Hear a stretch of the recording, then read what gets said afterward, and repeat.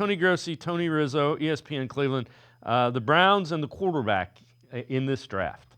It doesn't have to be Cam Ward or Shadur Sanders. It doesn't, Jalen Milroe or Jackson Dart. Jalen Milroe, you told me sucks. You didn't want him at all. And Jackson Dart played for Mississippi, for God's sakes. There's a reason he's not playing for Alabama or Georgia or Ohio State. You guys like him? He looks good on tape against who? Mississippi State? Guys, you're overthinking. You want to believe that you can find the diamond in the rough. The least path to resistance of bleeping up is to take one of these two kids. I'm telling you. Yeah, I don't know about that. I like Tony, and I consider Tony a friend.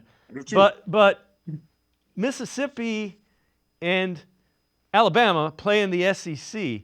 Colorado plays in the Big 12. They don't play any defense in the Big 12. And you look at Florida State, the ACC isn't exactly a juggernaut defensively either. So if you want to, no, they're not. If you want to nitpick, those two guys played against better competition, being Dart and Alabama. Oh, absolutely. And Dart, I would encourage him to watch their games against LSU or Georgia. Pretty good football teams. He looked pretty darn good. He wasn't perfect, but that guy can play in Cleveland. Again. The biggest knock on Dart that I have is that he comes from a gimmicky offense. Lane Kiffin manufactures a lot of very easy one-read looks. Can he make progressions from 1 to 2 to 3?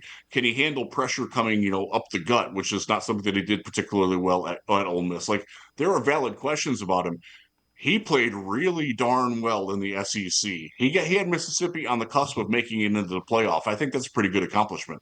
If you can get a team like that to where they were, obviously Dylan Gabriel is a guy at Oregon that took a loaded team. He's not an NFL prospect. He does not have an NFL caliber arm. He's also tiny. But you get a guy that's that accomplished. I think that should mean something.